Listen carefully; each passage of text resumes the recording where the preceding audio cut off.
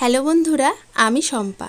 আমার এই ছোট্ট চ্যানেলে তোমাদের সবাইকে জানাই অনেক অনেক শুভেচ্ছা আর ভালোবাসা। বাবার বাড়িতে এসে আমি নিজে যতটা আনন্দ করছি, মিমি কিন্তু তার থেকে অনেকটা বেশি আনন্দ করছে। আর ঋত তো এখনও কিছুই বোঝে না, ও ওর মতো করে আনন্দটা খুঁজে নিচ্ছে। আর এখন বসেছিলাম বাদাম ভাজা খেতে, আমাদের নিজেদের জমির বাদাম, এজন্য এক অন্যরকমই স্বাদ। তবে দেখো, মা আবার এই যে পিঠে রান্না করে এনেছে, হেলা পিঠে। আমি বললাম রাতে রুটির পাতে এটা খাবো, হবে না। মা বললো একটু তো খেয়ে দেখ। তাই বাদাম খেতে খেতে একটু চেখে দেখলাম, বেশ ভালোই হয়েছে। আর এইসব দুধের পিঠে মিমি খেতে ভীষণ ভালোবাসে। আর আমার মা না কত রকমের পিঠে যে বানাতে পারে সে আর বলার কথা নয়। পরদিন সকালবেলা রিতকে একটু ফ্রেশ করে সাজুগুজু করিয়ে দিয়েছি। দেখো, দাদনের সাথে আর দিদির সাথে বসে খেলাই মত্ত। কি আনন্দ, কি আনন্দ, সারাক্ষণ শুধু খেলেই চলেছে। Good morning. সকালে আমার চান পুজো সেরে নিয়েছি, আর মা কিন্তু রান্নাও করে। আর আজ না একটু অন্য দিনের তুলনায় জানো তো বেশ সকাল সকাল উঠেছি। বাবা মা ভীষণ সকাল সকাল ঘুম থেকে ওঠে, ঘরের মধ্যে উঠে কেউ কাজ করলে তো আর শুয়ে থাকা যায় না, তাই উঠে পড়েছিল একবারে। চান পুজোটাও সেরে নিয়েছি। আর এই দেখো সকালের খাবার, বেগুন ভাজা আর রুটি। আর এই দেখো, এই বেগুনগুলো বুঝতে পারছো, একদম যে আমাদের গাছের বেগুনও তোমাদের এসেই দেখিয়েছিলাম সেই বেগুনই, অথচ জানো বাজার থেকে কিনে এনেছে বাবা।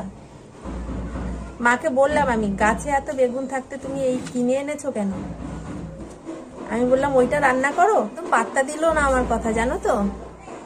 খেয়েছিস? বেগুন ভাজা খেয়েছিস?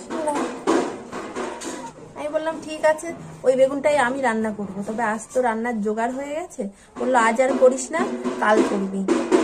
গাছের থেকে বেগুন তুলে খাওয়ার যে কি মজা, মা তো সবসময় পাশে পায়, ওই জন্য বোঝে না। এখন এই বেগুনটা ভেজেছে, এটাই খাই।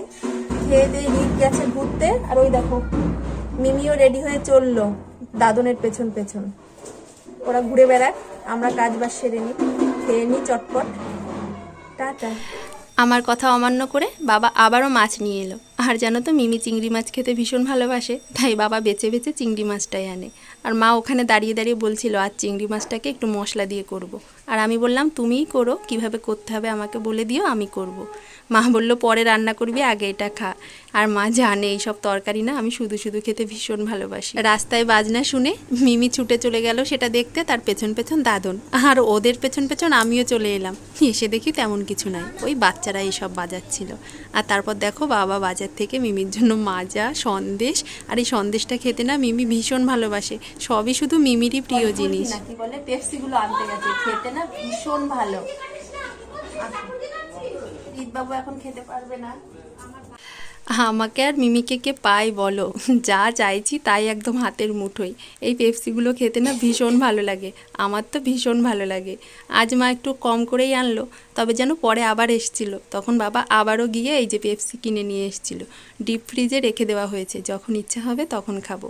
আর ঋত তো প্রতিদিনই মার হাতে ফল খায়, আজ দেখো দাদন ফলগুলো বেছে দিচ্ছে আর দিদুনের হাতে ফলগুলো বসে বসে খাচ্ছে। এ এক অন্য রকমের আনন্দ। এই যে মাছটা রান্না করতে এলাম, আর মা কিন্তু রীতিমতো আমার পাশেই দাঁড়িয়ে রয়েছে। চিংড়ি মাছটার মধ্যে ওই মশলাটা দিয়ে দিলাম। আর মশলাটার জন্য কী কী সেটা তো আগে দেখিয়েই দিয়েছি। তার মধ্যে লবণ, হলুদ আর সেদ্ধ করে নিয়ে আলুটা ভেজে সেটাও দিয়ে দিলাম, তার সাথে কাঁচা সর্ষের তেল। ভালো করে মেখে 10 টাকা দামের আমুল দুধের যে প্যাকেটগুলো হয় সেই একটা প্যাকেট এই দেখো গরম জলে বেশ ভালো করে গুলে নিয়েছি। তার মধ্যে যে মাখা মাছটা সেটাও দিয়ে দিলাম। আর কোনো কাজ নেই জানো তো, এবার এটাকে ঢাকা দিয়ে গ্যাসে লো ফ্লেমে 10 মিনিটের জন্য বসিয়ে দেবো, মাছ অটোমেটিক রান্না হয়ে যাবে। আর জানো তো, এটা যখন রান্না হচ্ছিল ঘরে যে কী দারুণ গন্ধ, বুঝতে পারলাম মা কী মশলা ব্যবহার করেছিল। সব মশলার সাথে দেখেছো তো, একটুখানি ওই যে দারুচিনি, লবঙ্গ, এলাচ, গোলমরিচ, এগুলো না আমি সহজে কিন্তু মশলায় দিই না, আর ওটারই গন্ধ আসছিল।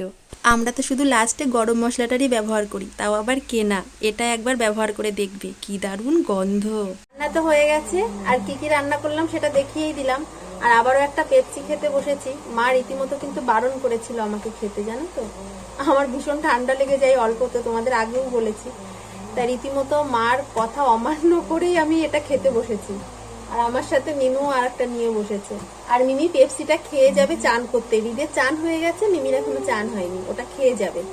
তো চলো আমরা এখন পেপসিটা খেতে থাকি। ভিডিওটা এখানেই শেষ করছি, কাল আবারও ফিরে আসবো নতুন আরো একটা ভিডিও নিয়ে। সবাই ভালো থেকো, আর অবশ্যই অনেক অনেক আনন্দে থেকো। টাটা।